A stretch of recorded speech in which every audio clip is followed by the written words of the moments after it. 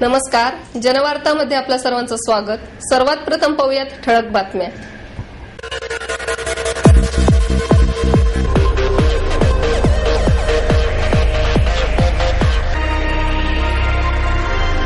विद्या महामंडळ संस्थेच्या वतीने कर्नल अनिल काकडे यांना पूगप वैद्य पुरस्कार प्रदान। जैतापूर अणुऊर्जा प्रकल्पामुळे पर्यावरणास कोणताही धोका नाही, केंद्रीय अणुऊर्जा आयोगाचे माजी अध्यक्ष डॉक्टर अनिल काकोडकर यांचे मत। 2011 पर्यंत महाराष्ट्रात मालमत्तेसाठीच्या कर्ज व्यवसायात वाढ करण्याचे मॅग्मा फिनकॉर्प कंपनीचे उद्दिष्ट। भ्रष्टाचार आणि विविध प्रलंबित मागण्यांसाठी बीएसएनएल कर्मचारी आणि अधिकाऱ्यांनी मोर्चा काढून केंद्र सरकारच्या धोरणांचा केला निषेध। प्रबोधन यात्रा ही काळाची गरज असून ही यात्रा सत्सद विवेक जागृतीचे काम करेल, डॉक्टर रजिया पटेल यांचे प्रतिपादन। आणि युनिनॉर पुणे आंतरराष्ट्रीय मॅरेथॉन स्पर्धेचे 5 डिसेंबरला आयोजन।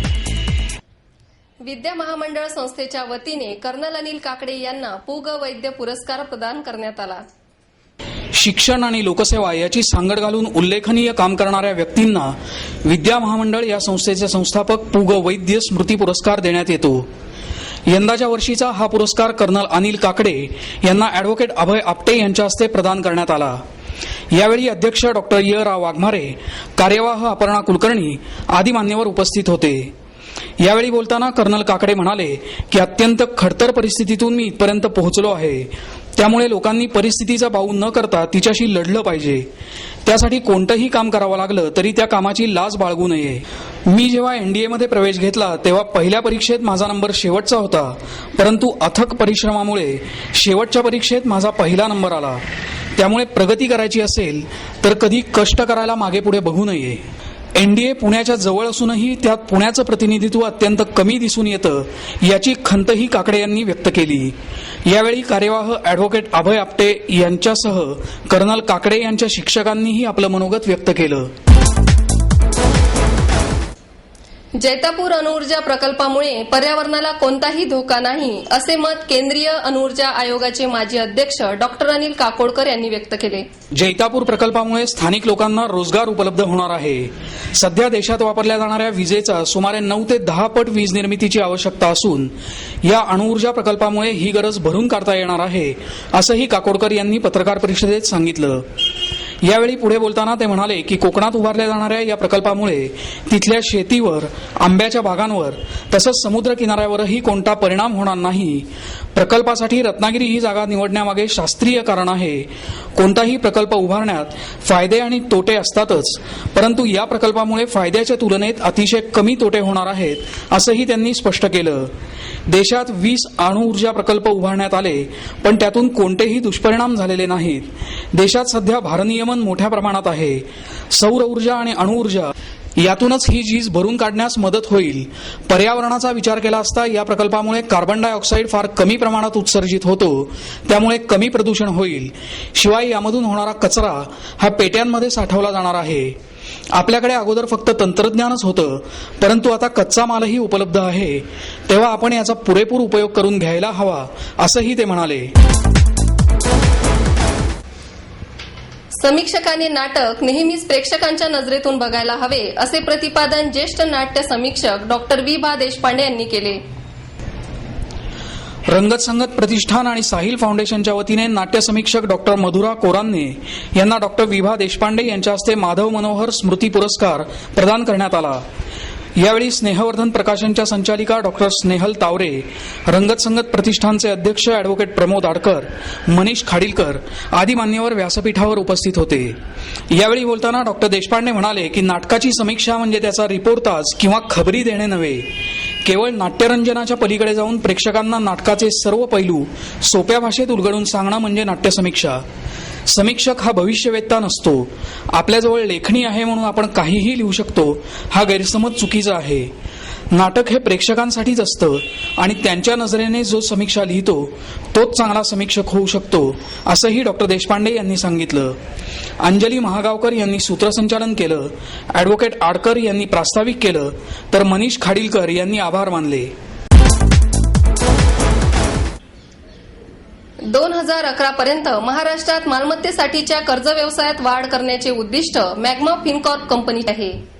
सन 2011 या आर्थिक वर्षात 676 कोटी रुपयांचं कर्ज वाटप करण्याचं या कंपनीचं उद्दिष्ट असून येत्या आर्थिक वर्षाच्या तुलनेत ही वाढ 46% जास्त आहे.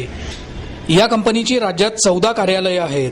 यावेळी मॅग्मा फिनकॉमचे उपाध्यक्ष Sumit Mukherjee, corporate communication manager Shriraj मित्रा आणि राजेश ढगे आदी मान्यवर उपस्थित होते.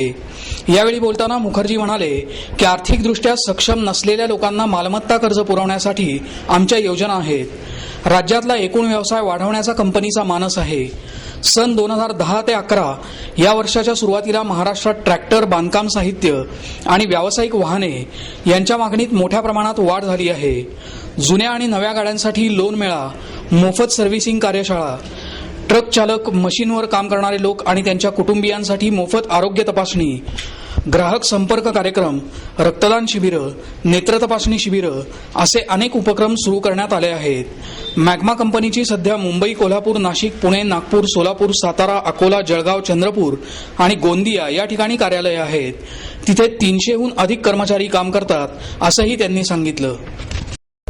मॅग्मा ही एक रिटेल ॲसेट फायनान्स कंपनी आहे, ज्याच्यामध्ये आम्ही construction equipments, trucks, JCB, commercial vehicles आहे, ट्रॅक्टर्स आहे, SME लोन्स आहे, कार लोन्स आहे, हे सगळे फायनान्स करतो.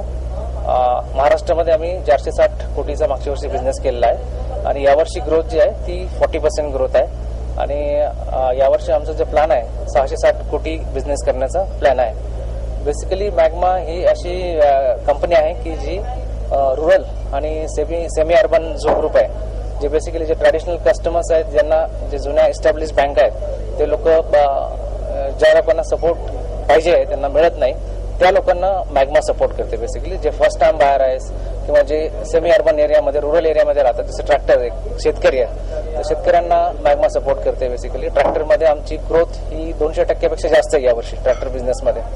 तर असा जो सेगमेंट आहे ज्यांना ट्रॅडिशनल बँकांकडून सपोर्ट मिळत नाही, अशा कस्टमर्सला आम्ही सपोर्ट करतो बेसिकली.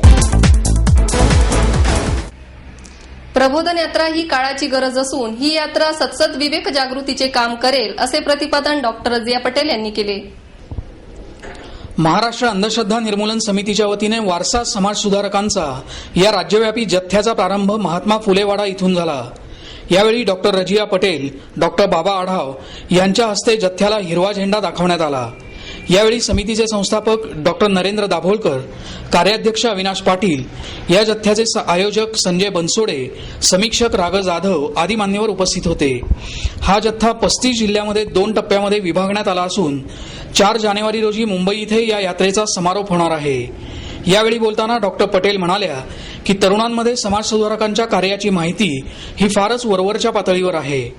त्यामुळे आधी हा वारसा समजून घेतला पाहिजे. आगरकरांनी सांगितल्याप्रमाणे तरुणांनी शिक्षण, पत्रकारिता, कायदे ही हत्यारं समाज प्रबोधनासाठीच वापरावीत. यावेळी बोलताना डॉक्टर आढाव म्हणाले की अंधश्रद्धा निर्मूलन चळवळ ही फक्त अंधश्रद्धा निर्मूलनासाठीच नाही, तर जे लोक अंधश्रद्धेवर जगतात आणि प्रतिष्ठित होतात अशा संस्था आणि लोकांच्या विरोधासाठीही आहे. यावेळी बोलताना डॉक्टर दाभोळकर म्हणाले की या अभियानाचं बोधवाक्य वारसा समाज सुधारकांचा, अंधश्रद्धा निर्मूलनाचा, विवेकाचा असं असून वैज्ञानिक दृष्टिकोनातून जगाकडे बघण्याचा हा प्रवास आहे.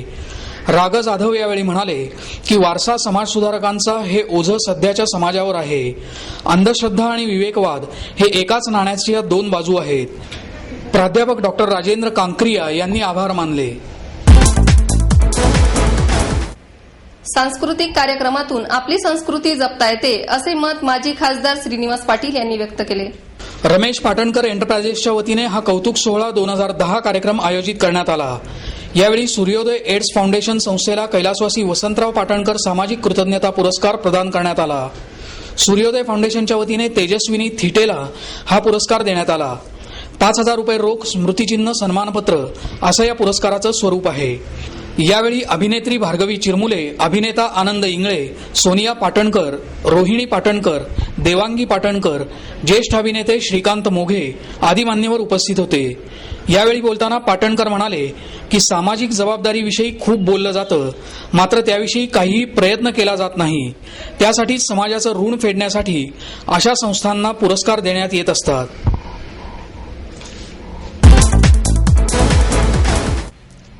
JRD टाटा आधुनिक आंतरराष्ट्रीय विमानतळाची प्रतिकृती हुजूरपागा शाळेत प्रदर्शनातून मांडण्यात आली आहे. JRD टाटा यांच्यावरच्या निस्सीम प्रेमापोटी पुणेकर असलेल्या पद्माकर नगरकर यांनी गेल्या काही वर्षापासून विविध देशांच्या विमानतळांचा अभ्यास करून काल्पनिक स्वरूप असलेलं JRD टाटा आधुनिक आंतरराष्ट्रीय विमानतळाची प्रतिकृती तयार केली आहे. ही प्रतिकृती हुजूरपागा मुलींच्या शाळेत साकारण्यात आली आहे. या प्रदर्शनात विविध देशांच्या विमानांचे माहिती फलक ठेवण्यात आले आहेत. इस्रोच्या चांद्रयान 123 सह PSLV, air India, Indian airlines, Airbus या सगळ्याची माहिती देण्यात आली आहे. विमानाबद्दल प्रचंड आवड असल्यामुळे नगरकर यांनी परदेशात जाऊन विमानाच्या प्रतिकृती आणल्या. या विमानतळात प्रवेशद्वारापासून आत गेल्यावर येणाऱ्या जाणाऱ्या प्रवाशांसाठीचा विश्रांती कक्ष, इंधन साठा, गाडीतळ, पार्किंग वे, गॅरेज, मालवाहतूक कंट्रोल टॉवर, रडार यंत्रणा, हवामान रडार, हेलिपॅड, खानपान कक्ष, अग्निशामक दल कक्ष, धावपट्टीची रचना आणि विविध देशांच्या विमानांचा या प्रदर्शनात प्रतिकृती मांडल्या आहेत. ज्येष्ठ रंगकर्मी सुलभा देशपांडे आणि तरुण रंगकर्मी वीणा जामकर यांना तन्वीर पुरस्कार जाहीर करण्यात आला. मराठी रंगभूमीच्या वाटचालीत परिपूर्ण योगदान देणाऱ्या कलावंतांना रूपवेध प्रतिष्ठानच्या वतीनं गेल्या 6 वर्षापासून हा पुरस्कार देण्यात येत आहे. 1,00,000 रुपये आणि सन्मानचिन्ह असं तन्वीर पुरस्काराचं, तर 30,000 रुपये आणि सन्मानचिन्ह असं तन्वीर नाट्यधर्मी पुरस्काराचं स्वरूप आहे. कोथरूडमधल्या यशवंतराव चव्हाण नाट्यगृहात 9 डिसेंबर रोजी संध्याकाळी 6:30 वाजता प्रसिद्ध अभिनेते नाना पाटेकर यांच्या हस्ते हा पुरस्कार प्रदान करण्यात येणार आहे, अशी माहिती प्रतिष्ठानच्या कार्यवाह दीपा लागू यांनी पत्रकार परिषदेत दिली. यावेळी अध्यक्ष ज्येष्ठ रंगकर्मी डॉक्टर श्रीराम लागू, कार्याध्यक्ष विजय लागू हेही उपस्थित होते. पुणे आंतरराष्ट्रीय मॅरेथॉन स्पर्धेचे 5 डिसेंबरला आयोजन करण्यात आले आहे. अलका टॉकीज पासून ही स्पर्धा सुरू होऊन लक्ष्मी रोड मार्गे MG रोड, पुणे विद्यापीठ, खडकी मार्गे नेहरू स्टेडियमला संपणार आहे. 25 देशांमधील 125 निमंत्रित धावपटूंसह शालेय खेळाडूंपासून वृद्धांपर्यंत 40,000 धावपटूंचा यामध्ये सहभाग असेल. यंदा पुणे महानगरपालिका स्पर्धेच्या रौप्य महोत्सवी वर्षानिमित्त 45 लाख रुपयांची पारितोषिके देत सहभागी प्रत्येक खेळाडूला रौप्य पदक देणार आहे, अशी माहिती पत्रकार परिषदेत देण्यात आली. यावेळी सरचिटणीस प्रल्हाद सावंत, उपमहापौर प्रसन्न जगताप, स्थायी समितीचे अध्यक्ष अरविंद शिंदे, शिक्षण मंडळाच्या अध्यक्षा संगीता तिवारी, धावपटू कविता राऊत आदी मान्यवर उपस्थित होते. राष्ट्रकुल क्रीडा स्पर्धेमध्ये ब्रॉन्झ पदक मिळविणारी आणि ग्वांझाऊ येथील स्पर्धेत रौप्य आणि ब्रॉन्झ पदक मिळवणारी कविता राऊत, आशियाई सुवर्ण पदक विजेती सुधा सिंग, दिल्ली अर्ध मॅरेथॉन जिंकणारी ललिता बाबर हे महाराष्ट्राचे खेळाडू या स्पर्धेत मुख्य आकर्षण असतील. यावर्षी प्रथमच ऑलिम्पिक खेळाच्या प्रचार आणि प्रसारासाठी सिल्वर ज्युबली चॅरिटी रन आयोजित करण्यात आली आहे. यासाठी 5,000 धावपटूंची नाव नोंदणी करण्यात आली आहे, असेही यावेळी सांगण्यात आले. पुणे ही भारतीय ऑलिम्पिकची जन्मभूमी. 1918 साली अँटवर्पच्या ऑलिम्पिक स्पर्धेसाठी जो भारतीय संघ इथून गेला तो पहिला डेक्कनवर आपल्या निवड झालेली होती. त्यानंतर 1983 साली आम्ही पहिली आंतरराष्ट्रीय मॅरेथॉन स्पर्धा आयोजित केली. त्यानंतर आता दिल्ली, बँगलोर, चेन्नई वगैरे शहरात होत आहे. तेव्हा अशी ही स्पर्धा यंदा 25व्या वर्षात पदार्पण करत असताना आशियाई ॲथलेटिक्स महासंघानं आम्हाला आशियाई ॲथलेटिक्स चॅम्पियनशिप आयोजित करण्याचा मान दिला आहे. मला वाटतं आजपर्यंतच्या स्पर्धेत आमचं हे यशच आहे किंवा त्याची पावती आहे असं म्हणलं गैर ठरू नये. युनियन ऑफ टेलिकम्युनिकेशन कंपनी ही 13 देशात काम करीत आहे. 13 देशात त्यांचा विस्तार आहे आणि भारतात सुद्धा त्यांनी पहिल्यांदा पुणे आंतरराष्ट्रीय मॅरेथॉनची निवड केली स्पोर्ट्समध्ये, याचा आम्हाला अभिमान आहे. राष्ट्रीय प्रतिष्ठेचं ते समजतं एशियन मॅरेथॉन चॅम्पियनशिप. फक्त पुणे मॅरेथॉनची कॅश प्राइजेस आहेत, ती कॅश प्राइजेस जी आहेत ती पहिला समजा केनियाचा आला तर त्याला पहिल्याचं मिळेल, दुसरा जपानचा आला तर त्याला जपानचं मिळेल, तिसरा रशियाचा आला तर त्याला मिळेल. पण यातले जे एशियन कंट्रीची अशी हे सिरीज वेगळी केली जाईल आणि ते एशियन विनर म्हणून घोषित केले जातील. त्यांची मेडल्स ती महत्वाची असतील त्यांच्या.